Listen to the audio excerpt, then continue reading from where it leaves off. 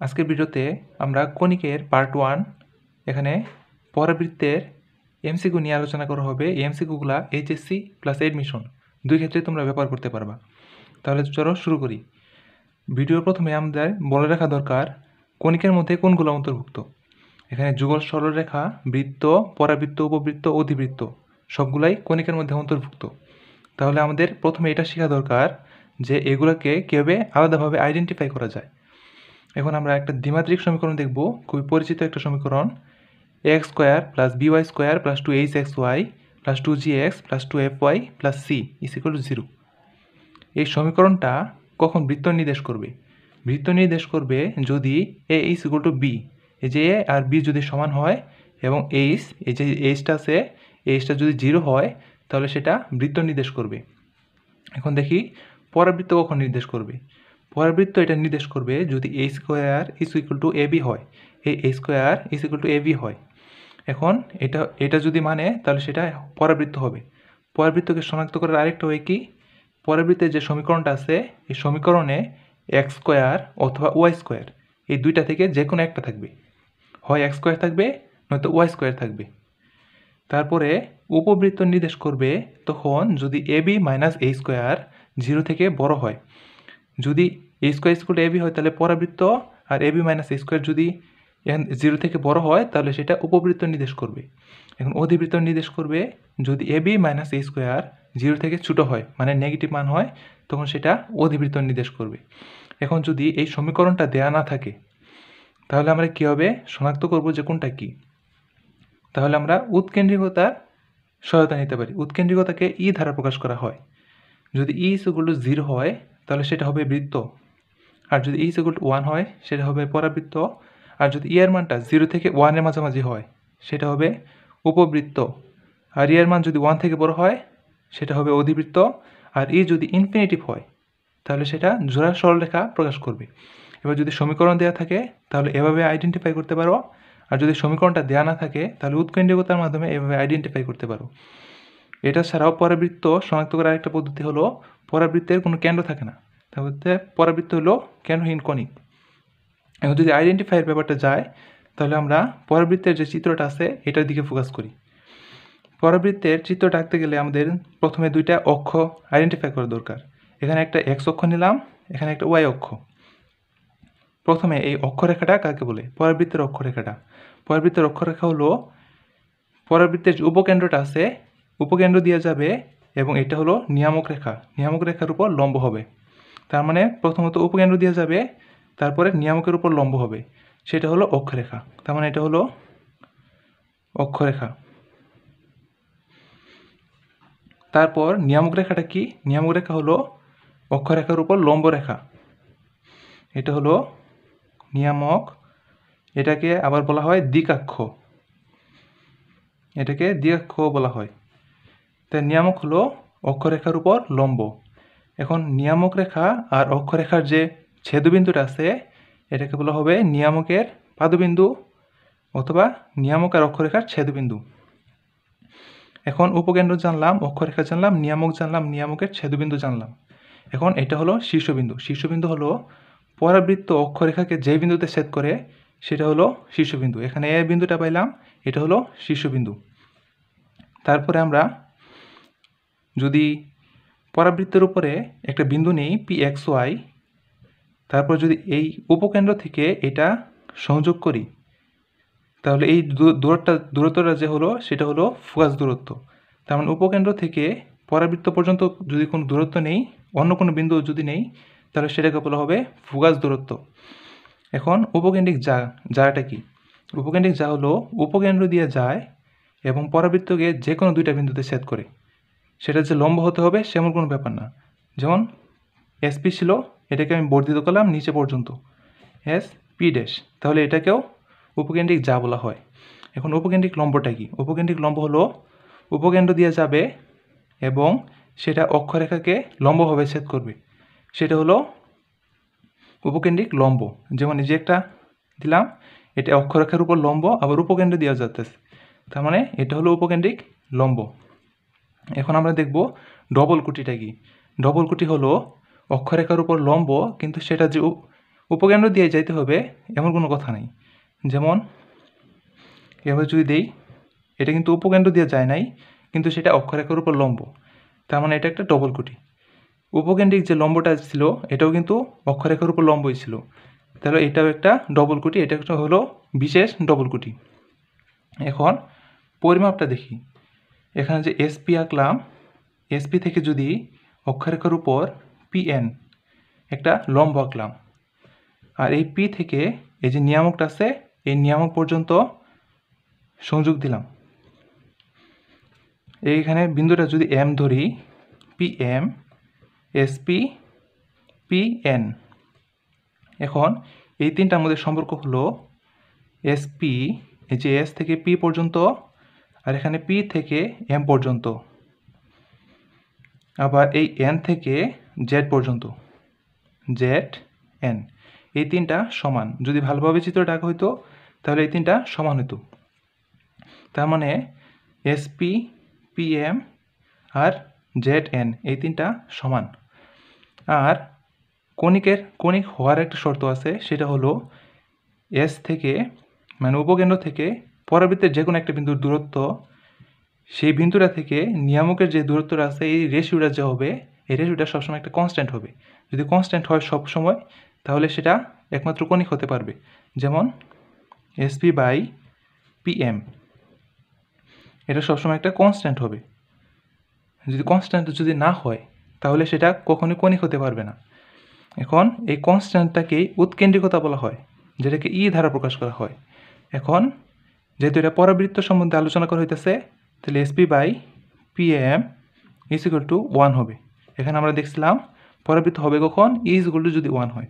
তার মানে SP is equal to যদি পিএম হয় তাহলে সেটা হবে পরাবৃত্ত। এখন আমরা এইগুলার সম্পর্কটা জানলাম। এখন আরেকটা সম্পর্ক জানি, এটা শীর্ষবিন্দু, এটা হলো উপকেন্দ্র, এটা হলো নিয়ামকের পাদবিন্দু। এখন এ থেকে এস এর যে দূরত্বটা আছে, আবার এ থেকে জেড এর যে দূরত্ব আছে, এই দুইটা সমান। এগুলোকে এ দ্বারা প্রকাশ করা হয়। তার মানে এইটুকুর মান হবে এ, আবার এইটুকের মান হবে এ। তার মানে টোটাল জেড এস এর মানটা হবে 2a, এ প্লাস এ 2a। এটাই ছিল পরাবৃত্তের যে চিত্রটা আছে এটার আলোচনা। এখন আমরা দেখব পরাবৃত্তের সমীকরণগুলা। এখন পরাবৃত্তের সমীকরণগুলা যাওয়ার আগে আমাদের একটা টেকনিক মনে রাখা দরকার। টেকনিকটা কি হলো, দ্বিকাক্ষ বা নিয়ামক যে আছে যার সমান্তরাল হবে, মানে এক্স অক্ষ বা ওয়াই অক্ষ যার সমান্তরাল হবে তার উপর বর্গ হবে। যদি দ্বিকাক্ষ বা নিয়ামক এক্স অক্ষের সমান্তরাল হয় তাহলে এক্স স্কোয়ার উপর এক্স স্কোয়ার হবে, আর যদি ওয়াই এর সমান হয় ওয়াই অক্ষের তাহলে ওয়াই স্কোয়ার হবে। এটা মনে না রাখলে আরেকটা মনে রাখতে পারো, অক্ষরেখা যার সমান্তরাল তার বিপরীতের উপর বর্গ। তার মানে অক্ষরেখা যদি এক্স অক্ষের সমান্তরাল হয় তাহলে হবে ওয়াই স্কোয়ার। তাহলে সমীকরণগুলো দেখি। এক্স অক্ষ যদি পরাবৃত্তের অক্ষ এবং উপকেন্দ্র যদি এক্স অক্ষের ধনাত্মক দিকে হয় তাহলে তার সমীকরণ হবে Y square is equal to 4ax। মানে এভাবে যদি হয় তাহলে পরাবৃত্তটা হবে এভাবে।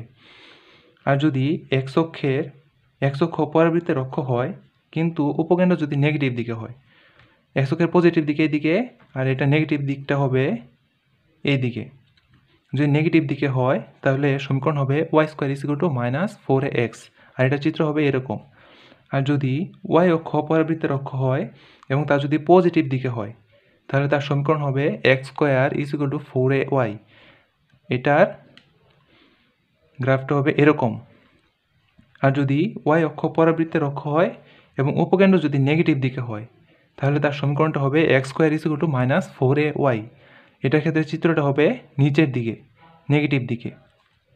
এখন মূলবিন্দুকে উপকেন্দ্র এবং এক্স অক্ষকে পরাবৃত্তের অক্ষ যদি বিবেচনা করা হয় সেক্ষেত্রে সমীকরণ হবে Y square is equal to 4a into x plus A. পরে মূলবিন্দুকে উপকেন্দ্র এবং ওয়াই অক্ষকে যদি পরাবৃত্তের অক্ষ বিবেচনা করা হয় সেক্ষেত্রে সমীকরণ হবে X square is equal to 4a into Y plus এ।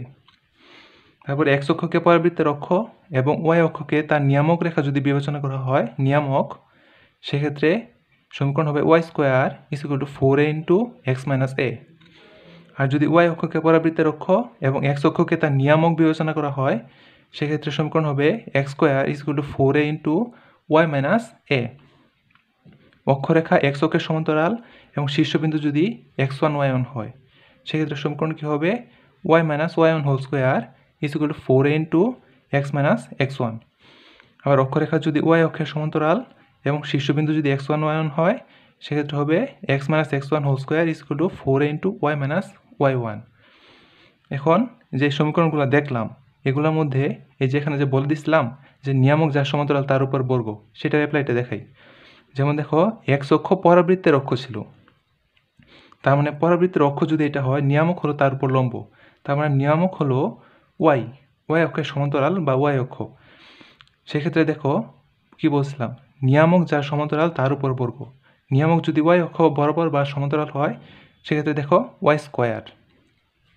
পরেরটা ক্ষেত্রে তুমি দেখো এই যে ওয়াই অক্ষ পরাবৃত্তের অক্ষ, তার মানে নিয়ামক হলো ওয়াই অক্ষ এক্স অক্ষ অথবা এক্স অক্ষের সমান্তরাল, সেক্ষেত্রে দেখো এক্স স্কোয়ার হয়েছে। এভাবে তোমরা এই লাইনগুলো যদি মনে রাখো, তাহলে তোমরা কোনো ধরনের ঝামেলা ছাড়াই সমীকরণগুলো লিখতে পারবা। তারপর দেখি এক্স অক্ষের সমান্তরাল লক্ষ্য বিশিষ্ট যদি কোনো পরাবৃত্ত হয়, তাহলে সেটার সমীকরণ হবে x is equal to A Y square plus B Y plus C. আর যদি ওয়াই অক্ষের সমান্তরাল লক্ষ্য বিশিষ্ট হয়, সেক্ষেত্রে সমীকরণ হবে Y is equal to A x square plus B x plus C.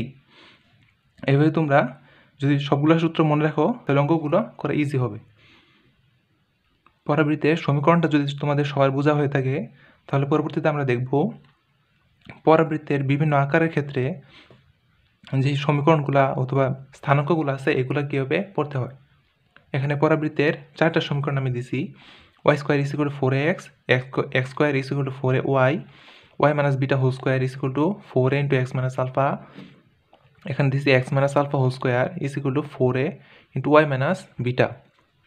এখানে প্রথমে শীর্ষবিন্দুর স্থানাঙ্ক কী হবে, উপকেন্দ্রের স্থানাঙ্ক, নিয়ামক রেখার পাদবিন্দুর স্থানাঙ্ক, অক্ষরেখার সমীকরণ, নিয়ামক রেখার সমীকরণ, উপকেন্দ্রিক লম্বের সমীকরণ, শীর্ষে স্পর্শকের সমীকরণ, উপকেন্দ্রিক লম্বের দৈর্ঘ্য। এগুলো সবগুলো তোমাদের মুখস্থ করতে হবে। এগুলো তোমরা নিজের একটু মুখস্থ করে নাও।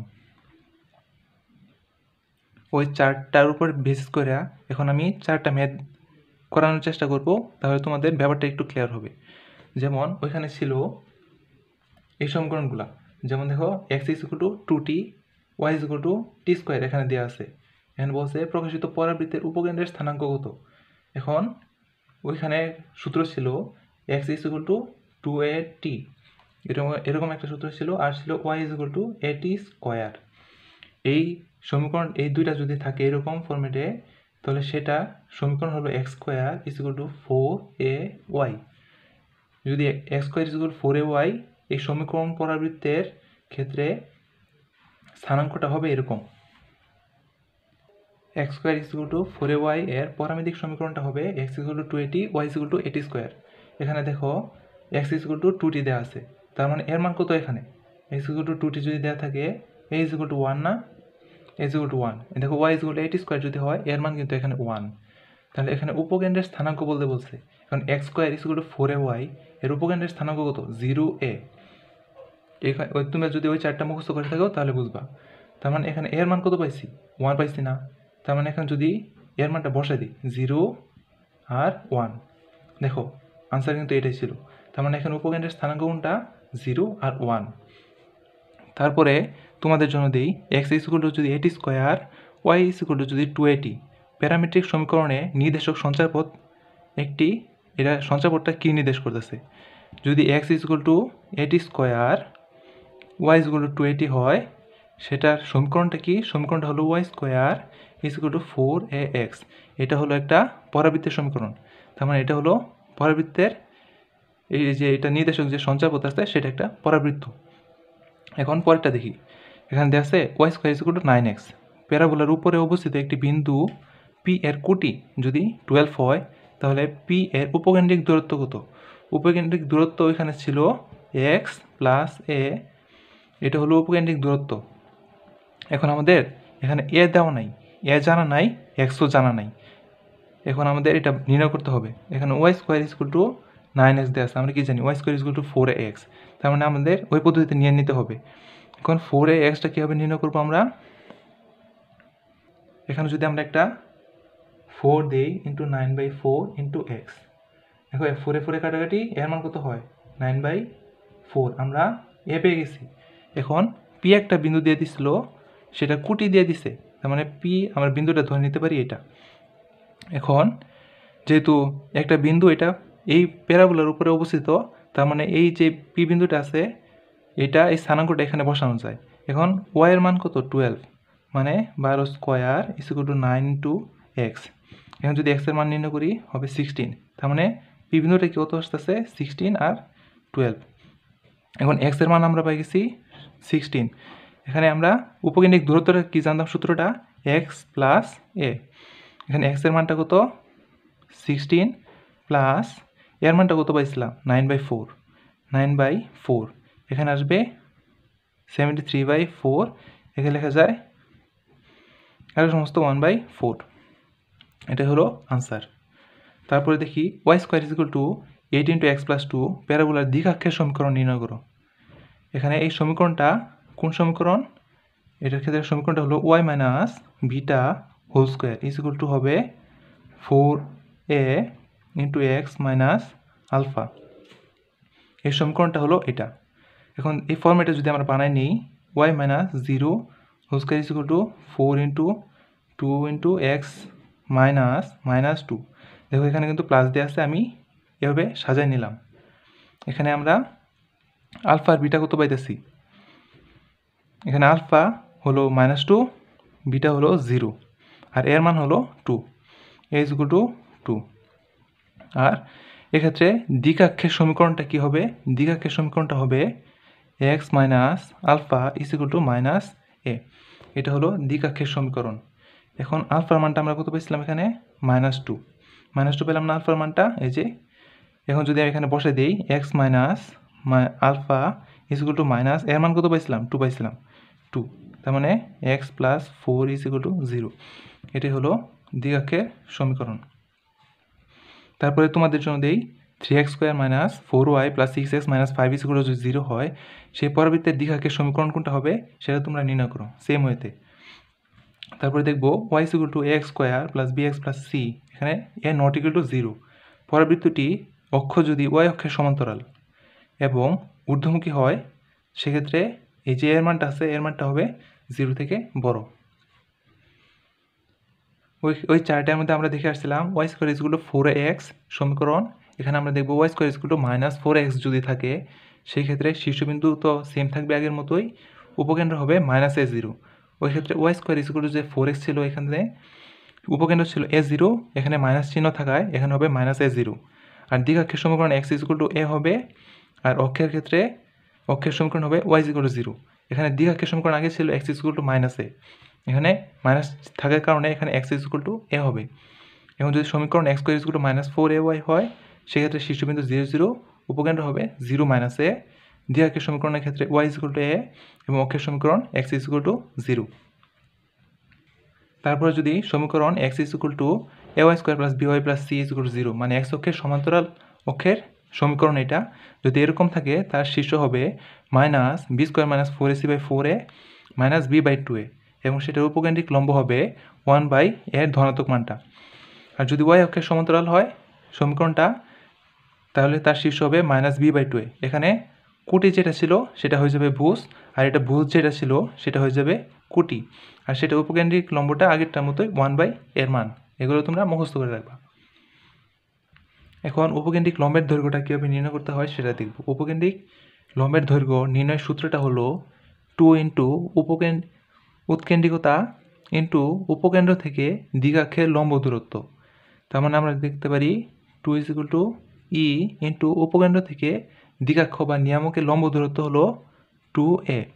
তার মানে টোটাল এখানে কি আসতেছে 4ae আসতেছে।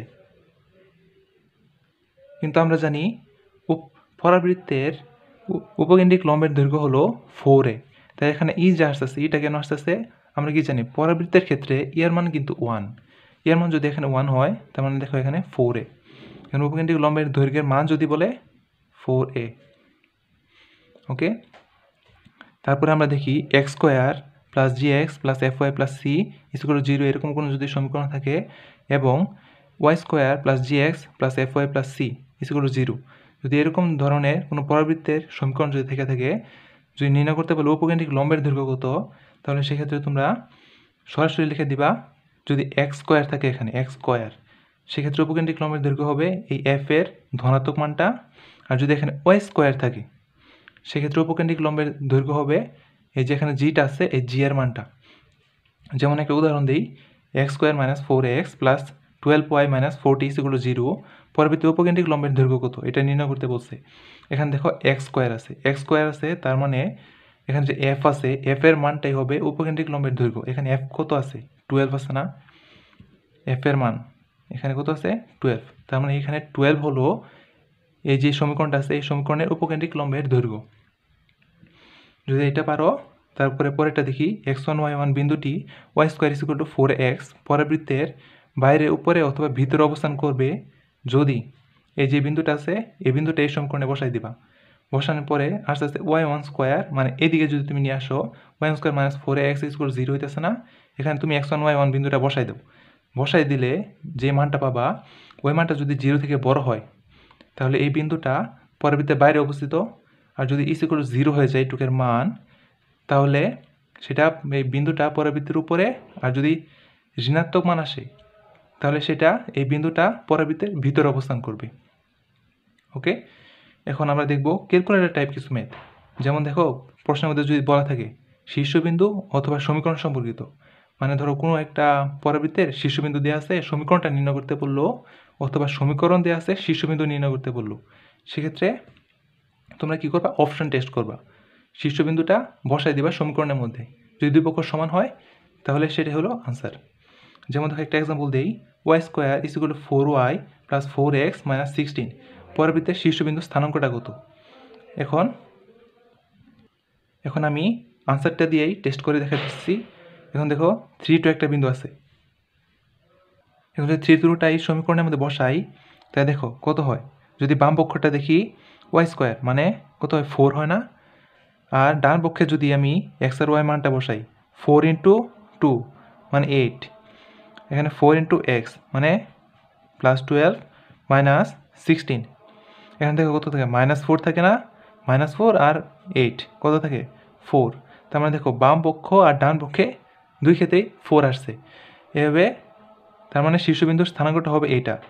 এবার যদি শীর্ষবিন্দু আর সমীকরণ সম্পর্কিত কোনো প্রশ্ন থাকে তাহলে তোমরা সরাসরি অপশনটা সমীকরণের মধ্যে বসায় দিবা। এখন যদি বলা থাকতো শীর্ষবিন্দুর স্থানাঙ্ক সমীকরণ নির্ণয় করতে বলতো, সেম ওয়েতেই তুমি প্রত্যেকটা সমীকরণের মধ্যে ওই মানটা বসায় দিবা। মানটা বসায় যেই পক্ষের মধ্যেই ডান পক্ষ আর বাম পক্ষ সমান হবে সেটা হলো শীর্ষবিন্দুর স্থানাঙ্ক। তারপর যদি শীর্ষবিন্দু এবং নিয়ামকের পাদবিন্দু এই দুইটা যদি দেয়া থাকে আর বলে যদি পরাবৃত্তের সমীকরণটা নির্ণয় করতে, সেক্ষেত্রে আমরা কি বলবো, দেখো যদি শীর্ষবিন্দু আলফা বিটা ও নিয়ামক রেখার পাদবিন্দু যদি এ বিটা হয় সেক্ষেত্রে পরাবৃত্তের সমীকরণ এরকম। এখন তোমাদের একটা জিনিস খেয়াল রাখা দরকার, এখানে শীর্ষবিন্দুর কুটি যেটা আছে নিয়ামক রেখার পাদবিন্দুর কুটি ওইটাই হতে হবে। আরেকটা জিনিস দেখতে হবে যে শীর্ষবিন্দুটাকে আলফা ধরছি আর এখানে নিয়ামক রেখার পাদবিন্দুর ভুজটাকে এ ধরছি, এটা তোমাদের মনে রাখা দরকার। যদি এই দুইটা দেয়া থাকে সেই পরাবৃত্তের সমীকরণটা হবে ওয়াই মাইনাস বিটা, এই যে বিটা যে আছে Y minus beta whole square is equal to plus minus 4 alpha minus এ।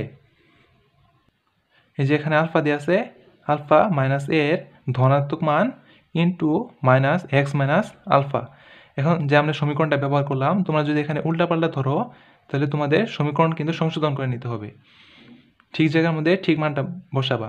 এখন যেখানে প্লাস মাইনাস আছে প্লাস মাইনাসের কথাটা বলি, যদি এই আলফার মান মানে শীর্ষবিন্দুর ভুজ যদি নিয়ামক রেখার পাদবিন্দুর ভুজ থেকে বড় হয়, মানে আলফা যদি এ থেকে বড় হয় সেক্ষেত্রে পজিটিভ মান বসবে এখানে, আর যদি আলফার মানটা এর মান থেকে ছোটো হয়ে যায় সেক্ষেত্রে নেগেটিভ মান বসবে। ওকে, একটা এক্সাম্পল দেখি, একটি পরাবৃত্তের দ্বিঘাক্ষের সমীকরণ x-1 = 0 ও শীর্ষবিন্দু 3 0 হলে পরাবৃত্তটির সমীকরণ নির্ণয় করো। দেখো এখানে শীর্ষবিন্দু দেওয়া আছে কিন্তু দ্বিঘাক্ষের ছেদবিন্দু এটা দেওয়া নাই। এখন আমাদের ওইটা নির্ণয় করতে হবে। এখন x-1 দিয়েছে, তার মানে x = 1 লেখা যায় না, 1 লেখা যায়। এখন যদি শীর্ষবিন্দুর দিকে তাকাই, শীর্ষবিন্দুর ক্ষেত্রে কুটি দেখো 0, কুটি 0 মানে সেটা x অক্ষের উপর অবস্থিত। এখন শীর্ষবিন্দু আর নিয়ামক রেখার পাদবিন্দু কিন্তু অক্ষরেখার উপর অবস্থিত। তার মানে শীর্ষবিন্দুর ক্ষেত্রে যদি কুটি 0 হয়, দিগাক্ষের যে ছেদবিন্দু আছে সেক্ষেত্রেও কিন্তু কুটি 0 হবে। তাহলে দিগাক্ষের বা নিয়ামকের ছেদবিন্দুটা কত দাঁড়াইতেছে 1 আর 0। দেখো এখন কিন্তু দেয়া আছে শীর্ষবিন্দু কত 3 0 আর দিগাক্ষের ছেদবিন্দু 1 0। দেখো এই দুইটা আমরা পাই গেছি। এখন আমরা সমীকরণ ইজিলি নির্ণয় করতে পারবো। তাহলে y মাইনাস বিটা, বিটা কত 0 whole square is equal to, এখন আমাদের দেখা দরকার আলফা বড় নাকি এ বড়। দেখো আলফা মান 3, এর মান 1, তার মানে এখানে পজিটিভ চিহ্ন হবে। এখানে 4 ইন্টু আলফা মাইনাস এ, আলফা মাইনাস এ 3 মাইনাস 1 হয় কত 2 হয়। তারপরে এক্স মাইনাস আলফা, আলফার জায়গায় কত আসছিল 3 আসছিল। এখন যদি আমরা এক লাইনে লিখি y square is equal to 4 দুগুণে 8 এক্স মাইনাস 3। দেখো আনসার কিন্তু এটাই। এভাবে যদি শীর্ষবিন্দু আর নিয়ামক রেখার পাদবিন্দু দেওয়া থাকে, তোমাদের এই জায়গার মধ্যে একটু খেয়াল রেখে যদি সমীকরণের মধ্যে সরাসরি মানটা বসাই দাও আর প্লাস মাইনাসের কথাটা চিন্তা করে, তাহলে তোমরা ইজি ওয়েতে শীর্ষবিন্দু আর নিয়ামকের পাদবিন্দুর সমীকরণটা নির্ণয় করে ফেলতে পারবা। এখন দেখি শীর্ষবিন্দু আর উপকেন্দ্রর ক্ষেত্রে, আগে ছিল নিয়ামকের পাদবিন্দু, এবার উপকেন্দ্র। এই দুইটা সেম সূত্র। যেমন দেখো শীর্ষবিন্দু যদি আলফা বিটা এবং উপকেন্দ্র যদি এ বিটা আগেরটার মতোই যদি থাকে, তার পরবর্তী সমীকরণের সূত্র কিন্তু same. Y minus beta whole square is equal to plus minus 4 into alpha minus A এর ধনাত্মক মান ইন্টু এক্স মাইনাস আলফা। এক্ষেত্রেও প্লাস হবে কখন, যখন আলফার মানটা এ থেকে বড় হবে, আর নেগেটিভ হবে কখন, এর মান যখন আলফা থেকে বড় হবে। ওকে, তাহলে একটু উদাহরণ দেখি। একটি পরাবৃত্তের শীর্ষবিন্দু দেওয়া আছে, উপকেন্দ্র দেওয়া আছে, এখন পরাবৃত্তের সমীকরণ নির্ণয় করতে বসছে। তার মানে আমরা নির্ণয় করে ফেলি ওয়াই মাইনাস বিটা। বিটা তোমাদের এখানে খেয়াল রাখতে হবে যে এই মানটা সমান আছে কিনা, বিটা সমান আছে কিনা। বিটা সমানের ক্ষেত্রে কিন্তু এই সূত্রটা কার্যকর হবে। Y minus beta whole square. এখন তোমাদের দেখা দরকার আলফা বড় নাকি এ বড়। এখন আলফার মান কত দেওয়া আছে 4 দেওয়া দিছে, আর এখানে যদি এর মানটা আলফা থেকে বড় হয় সেক্ষেত্রে পজিটিভ মান হবে, মানে এটার উল্টা। এক্ষেত্রে যদি আলফা বড় হইতো সেক্ষেত্রে পজিটিভ মান হতো, এক্ষেত্রে যদি এ বড় হয় সেক্ষেত্রে পজিটিভ মান হবে। তার মানে এখানে দেখো আলফার মান 4, এর মান কত -1। তার মানে বড় কোনটা, আলফা বড় না। আলফা যদি বড় হয় সেক্ষেত্রে নেগেটিভ মান আসবে, এখানে একটা মাইনাস চিহ্ন আসবে। আর 4 আলফা মাইনাস এ, আলফার মান কত 4 মাইনাস এ মানে 5 হবে, ইন্টু এক্স মাইনাস আলফার মান 4। তাহলে হবে y minus 3 whole square minus 20 into x minus 4। এটাই হলো আনসার। এবার যদি শীর্ষবিন্দু ও নিয়ামকের পাদবিন্দু এবং শীর্ষবিন্দু উপকেন্দ্র যদি দেওয়া থাকে, তাহলে তোমরা শর্টকাট ওয়েতে এভাবে পরবর্তী সমীকরণটা নির্ণয় করে ফেলতে পারবে। তারপর এখন আমরা দেখব পরাবৃত্তের যে স্পর্শক আছে সেই সংক্রান্ত শর্টকাটগুলা। এখন যদি স্পর্শক যদি নির্ণয় করতে চাই, Y is equal to M x plus C, রেখাটা Y square is equal to 4x পরাবৃত্তকে যে স্পর্শ করবে সেটার শর্তটা হলো C is equal to A by M. যেখানে সি আছে C is equal to A by M, এটা হলো শর্ত। এই শর্তটা যদি ফিল আপ করে তাহলে এই রেখাটা এই পরাবৃত্তকে স্পর্শ করতে পারবে। এখন যে স্পর্শ করলো সেটা একটা স্পর্শবিন্দু থাকবে, সেই স্পর্শবিন্দুর স্থানাঙ্কটা হবে A by M square two A by M. আর Y square is equal to 4xকে যে স্পর্শক আছে সেটার সমীকরণটা হবে Y is equal to M x plus, এখানে সি ছিল না, সি ইজ ইকুয়াল টু আমরা কত জানি এ বাই এম না, সি এর জায়গার মধ্যে শুধু রিপ্লেস করে দিলাম এ বাই এম। তার মানে সমীকরণটা হবে Y is equal to M x plus a by m. এখন একটা এক্সাম্পল দেখি, Y is equal to 3x plus 1 যদি হয়, এই রেখাটা Y square is equal to 4x পরাবৃত্তের একটি স্পর্শক হলে পরাবৃত্তের উপকেন্দ্রিক লম্বের দৈর্ঘ্য কত? আমরা উপকেন্দ্রিক লম্বের দৈর্ঘ্য কত জানি 4 না, উপকেন্দ্রিক লম্বের দৈর্ঘ্য তো 4। আমার এখানে এটা জানা নাই, আমার এটা নির্ণয় করতে হবে। এটা কীভাবে নির্ণয় করতে পারি আমরা কি জানি, রেখাটা যদি পরাবৃত্তকে স্পর্শ করে শর্তটা কি, c is equal to A by m. এখানে সি এর মানটা কত, সি এর মানটা এখানে এই সমীকরণ থেকে পাই Y is equal to M x plus C, C 1, M এর মান কত পাই 3 পাই। এখন এটা আমি জানি না, এটা এখান থেকে নির্ণয় করতে পারবো না, সি এর জায়গায় কত বসাবো 1 is equal to A by m. তার মানে এ ইজ ইকুয়াল টু কত পাই 3 পাই না। এখন উপকেন্দ্রিক লম্বের দৈর্ঘ্য নির্ণয় করে ফেলি, মানে 12। এটাই হলো আনসার। এভাবে যদি এরকম সমীকরণ দেওয়া থাকে সেক্ষেত্রে এ নির্ণয় করে তারপর উপকেন্দ্রিক লম্বের দৈর্ঘ্য নির্ণয় করে ফেলবা। এখন এটা যদি বুঝে থাকো, তোমাদের জন্য একটা এক্সাম্পল দেই। যদি 5y = x + 50 রেখাটি y² = 4x পরবর্তী একটি স্পর্শক হয়, তবে তার ফোকাসটা নির্ণয় করতে বলছে। একই ওয়েতে তোমরা এটা নির্ণয় করবা, আর ফোকাস হলো a0, এর জায়গার মধ্যে এর মানটা বসাই দিবা। তারপরে দেখি y = mx + c রেখা x² = 4ay পরবর্তীকে স্পর্শ করার শর্তটা হলো c = -am²। এটা ছিল y² = 4ax, এটা হলো x² = 4ay। শর্তটা হলো c = -am²। আর সেই স্পর্শবিন্দুর স্থানাঙ্কটা হলো 2am, আর কোটি হলো am²। x² = 4ay কে স্পর্শকারী স্পর্শকের সমীকরণটা হলো y = mx - am²। শুধু c এর জায়গায় এই c এর মানটা বসাই দিলাম, মানে am²। এখন y² = 4ax পরাবৃত্তের x1 y1 বিন্দুতে স্পর্শকের সমীকরণ। এখানে কিন্তু এবার একটা বিন্দু দিয়ে দিছে, বিন্দুতে স্পর্শকের সমীকরণটা কি হবে, y1। এই y1টা এখানে y এর সাথে গুণ করলাম, = 2a × x + x1। এটাই হলো x1 y1 বিন্দুতে স্পর্শকের সমীকরণ। এখন এটার উপরে একটা এক্সাম্পল দেখি। y² = 4x পরাবৃত্তের 1 2 বিন্দুতে স্পর্শকের সমীকরণ নির্ণয় করো। দেখো এরকম, তাই সমীকরণটা নির্ণয় করি। y1 কত দেওয়া আছে, এখানে 2 দেওয়া আছে না, 2 = 2 × এখানে এর মান কত, 4ax, এর মান 1 না, এখানে 1 বসালাম। তারপরে x + x1, x1 এর মান কত, 1। তার মানে সমীকরণটা কি দাঁড়াইতেছে, 2y = 2x + 2 দাঁড়াইতেছে না। তার মানে সমীকরণটা লিখতে পারি y = x + 1। দেখো এটা কিন্তু আনসার ছিল, এটাই হলো আনসার। এভাবে যদি y² = 4ax পরাবৃত্তের x1 y1 বিন্দুতে স্পর্শকের সমীকরণ নির্ণয় করতে বলে, এই সমীকরণ দিয়ে তোমরা ইজিলি নির্ণয় করতে পারবা। এখন যদি তোমরা পরাবৃত্তের স্পর্শকটা বুঝে থাকো, এখন পরাবৃত্তের যা নিয়ে আলোচনা করব। দেখো y² = 4ax পরাবৃত্তের জায়ের মধ্যবিন্দু যদি x1 y1 হয়, সেক্ষেত্রে জায়ের সমীকরণটা কি হবে, y1 - 2a × x + x1। এটা তুমি বুঝতে পারলা। এখানে স্পর্শকের সমীকরণটা ছিল y1 = 2a × x + x1। এক্ষেত্রে আমরা এই পুরাটাকেই বাম পাশে নিয়ে আসছি, আর এখানে লিখছি x1 y1 বিন্দুটা এখানে বসাই দিলে যেটা পাওয়া যায় এটাই। দেখো y1² - 4ax1, এটাই হলো y² = 4ax পরাবৃত্তের যে মধ্যবিন্দু x1 y1 সেটার সমীকরণ হচ্ছে এটা। একটা উদাহরণ দেখি। y² = 24x পরাবৃত্তের একটি জায়ের সমীকরণ নির্ণয় করো যা 2 3 বিন্দুতে সমদ্বিখণ্ডিত। সমদ্বিখণ্ডিত বলতে কিন্তু মধ্যবিন্দু বোঝায়।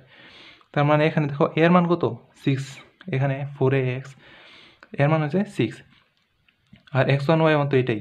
তার মানে সমীকরণটা দেখি, y × y1 কত, 3 - 2 × 6 x + x1 কত, 2 = y1² মানে 9 - 4ax 4 × 6 × x এর মান 2। এখন যদি তোমরা পুরাটা ক্যালকুলেট করো, তার মানে দেখবা 4x - y - 5 আসতেছে। এটাই হলো আনসার। এভাবে যদি কোনো পরাবৃত্তের জায়ের মধ্যবিন্দু দেওয়া থাকে, সমীকরণটা তোমরা এই সূত্রের মাধ্যমে সহজে নির্ণয় করতে পারবা। এখন যদি স্পর্শক আর যা শেষ হয়ে থাকে, এখন পরাবৃত্তের কিছু লেখচিত্র দেখব। যেমন y = যদি x² হয়, সেক্ষেত্রে বিন্দুটা কি হবে, শীর্ষবিন্দুটা হবে x আর y দুইটাই 0। যেমন এটার যদি গ্রাফটা হবে এরকম, এখানে 0 0 বিন্দু আছে, মানে x অক্ষ আর y অক্ষের যে ছেদবিন্দুটা আছে এখানে হবে তাদের শীর্ষবিন্দু। এখন যদি সমীকরণটা এরকম হয় y = x - 1², এক্ষেত্রে স্থানাঙ্কটা কি হবে, 1 আর 0। এখানে দেখো 1 আর 0 বিন্দুটা এটাই হলো এই গ্রাফটার শীর্ষবিন্দু। যদি এরকম থাকে y = -x - 1², এটা বইটা আসে একটা কোশ্চেন, তাই দেখো এটা মাইনাস চিহ্ন আছে, এটার স্থানাঙ্ক কিন্তু 1 0ই। 1 0 একটা বিন্দু আছে, এখানে মাইনাস থাকার কারণে এটা ঋণাত্মক দিকে মানে নিচের দিকে সেই গ্রাফটা চলে আসবে। এটা বুঝতে পারলে চলো আমরা দেখি পরাবৃত্তের ক্ষেত্রফল নির্ণয় সূত্রটা। পরাবৃত্তের ক্ষেত্রফল নির্ণয় সূত্র হলো 8a² / 3। এখন একটা এক্সাম্পল দেখি। পরাবৃত্ত y² = 2x, এক্ষেত্রে এর মানটা কত, y square is equal to 4 into half into x. এখানে এর মানটা হলো হাফ। এখন অভিলম্ব দ্বারা বেষ্টিত ক্ষেত্রের ক্ষেত্রফল নির্ণয় করতে বলছে। আমরা ক্ষেত্রফল কি দেখলাম? 8²/3। আমরা এর মান পেয়ে গেছি। এর মান যদি এখানে বসাই দিই কী হবে? 8 ইন্টু 1/4 ইন্টু 1/3। আনসার কত আসতেছে? 2/3। এটাই হলো এখানে বেষ্টিত ক্ষেত্রের ক্ষেত্রফল। তার মানে ক্ষেত্রফলের সূত্রটা কি? 8²/3। এখন তোমাদের আমি পরাবৃত্তের যত বেসিক আছে সবগুলো আমি শেখাই দেওয়ার চেষ্টা করলাম। এখন আমি লাস্ট 3টা ম্যাথ সলভ করে দেওয়ার চেষ্টা করব তোমাদের। যেমন এখানে দেওয়া আছে y square is equal to 4x + 4y - 8 পরাবৃত্তের উপকেন্দ্রিক লম্বের দৈর্ঘ্য একটি ত্রিভুজের বাহু হলে এবং বাহু সংলগ্ন কোণ হয় 45 ডিগ্রি হলে ত্রিভুজটির ক্ষেত্রফল কত? এটা এটা আসে একটা কোশ্চেন। তার মানে আমরা দেখি Y square - 4x - 4y + 8 is equal to 0। X সাইডে নিয়ে আসলাম। তার মানে দেখো এখানে ওয়াই স্কোয়ার আছে, এটার উপকেন্দ্রিক লম্বের দৈর্ঘ্যটা কী হবে? এখানে ওয়াই স্কোয়ার আছে, তার মানে জিটা যে আছে জি এর ধনাত্মক মান। এখানে জি এর ধনাত্মক মানটা কোনটা? 4। তার মানে উপকেন্দ্রিক লম্বের দৈর্ঘ্য মানে 4 মান কত আসতেছে? 4। এটা মানটা আসতেছে 4। উপকেন্দ্রিক লম্বের দৈর্ঘ্যের মান 4। এখন এই 4টা হলো একটা ত্রিভুজের বাহু। একটা ত্রিভুজের বাহু 4, আর এইটার এই বাহুটার যে সংলগ্ন কোণ হয়ে আছে মানে দুইটা কোণ, সেই দুইটা কোণের মান হলো 45 ডিগ্রি। তার মানে ত্রিভুজটা দাঁড়াবে এরকম। এটা পুরোটা মান 4, এই যে একটা ত্রিভুজ, এই যে একটা বাহু, এই যে একটা বাহু, এই দুইটা মান হলো 45 ডিগ্রি। তার মানে একটা ত্রিভুজের কোণ হলো 180 ডিগ্রি, এটা হলো 90 ডিগ্রি, মানে একটা সমকোণী ত্রিভুজ। এই দুইটা বাহু অবশ্যই সমান হবে। দুইটা বাহু যদি সমান না হয় তাই দুইটা কোণ কখনোই সমান হবে না। তার মানে এটা একটা সমকোণী ত্রিভুজ। এখন যদি আমরা দেখি এর সমকোণী ত্রিভুজের সূত্রফল x² + x² is equal to 4 square. তার মানে আমরা কী পাই? 2x² ইজ ইকুয়াল টু 16 পাই না? এখন x ইজ ইকুয়াল টু কত পাবো? 2√2। এখন x এর মান আমরা পাই গেছি কত? 2√2। এখন ত্রিভুজের ক্ষেত্রফল কি? হাফ ইন্টু ভূমিকোণ উচ্চতা। তার মানে আমাদের এই উচ্চতাটা নির্ণয় করতে হবে। উচ্চতা নির্ণয় করতে গেলে আমরা কীভাবে নির্ণয় করব? ধরো এইটুক দিয়ে আমি নির্ণয় করলাম, এইটুক দিয়া। তার মানে আমাদের এখন কী বের করতে হবে? আমাদের কিন্তু ভূমি আছে, উচ্চতাটা বের করতে হবে। তার মানে সরাসরি যদি ক্ষেত্রফল নির্ণয় করি, হাফ ইন্টু ভূমি কত? 4 ইন্টু উচ্চতাটা কত হবে? অতিভুজ স্কোয়ার। অতিভুজ কত? 2√2 হোল স্কোয়ার মাইনাস পুরাটা যদি 4 হয় এর অর্ধেক কত হবে? 2, মানে 2 হোল স্কোয়ার। তার মানে সম্পূর্ণটা যদি করো তাহলে উত্তর আসবে 4 বর্গ একক। এটাই হলো এটার আনসার।